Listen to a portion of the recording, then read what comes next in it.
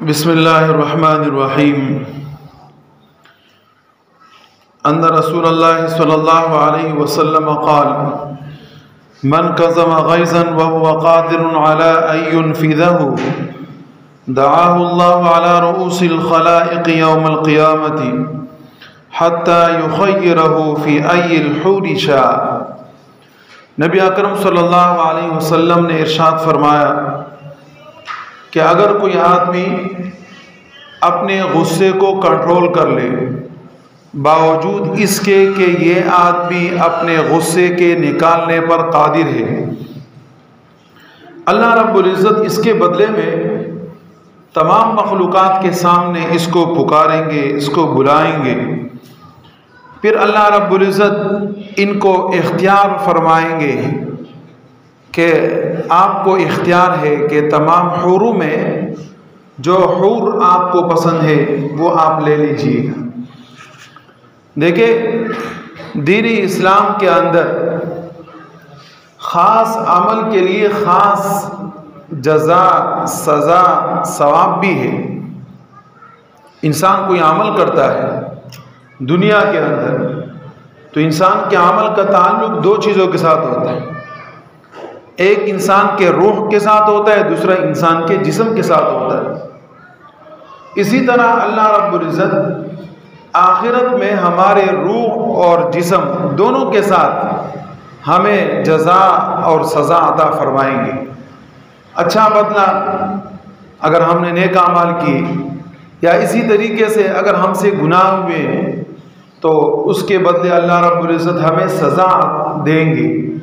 تو اس سزا کا تعلق بھی روح کے ساتھ ہے اور جسم کے ساتھ ہے، جیسے کہ ثواب کا تعلق جسم کے ساتھ ہے اور روح کے ساتھ ہے۔ اب اگر کوئی انسان اپنے غصے کو کنٹرول کر لیتا ہے، یہ غصے کو کنٹرول کرنا عام طور پر اس آدمی کے لیے ہوتا ہے کہ جو آدمی انسان سے کمزور ہوتا ہے، جو آدمی آپ سے طاقتور ہے، بڑا ہے، اس کے اوپر اگر آپ کو غصہ آ بھی جائے آپ نکال نہیں سکتے۔ لیکن غصہ انسان وہاں نکال سکتا ہے کہ جب سامنے والا آدمی انسان سے کمزور ہو، اور پھر اس صورت میں اس آدمی کا قابو کرنا بڑا مشکل ہوتا ہے، اس لیے کہ بڑے آسانی کے ساتھ یہ آدمی اس کے اوپر غصہ نکال سکتا ہے۔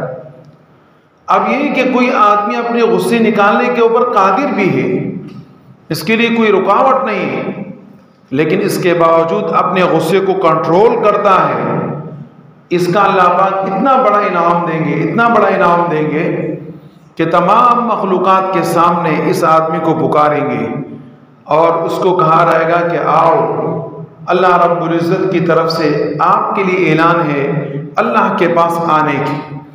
سارے مخلوقات دیکھیں گے اور یہ سمجھیں گے کہ واقعی یہ انسان بڑے مرتبے اور درجے والا ہے کہ تمام لوگوں میں اللہ پاک نے اس کو منتخب کیا اور اس کو اپنے پاس بلایا۔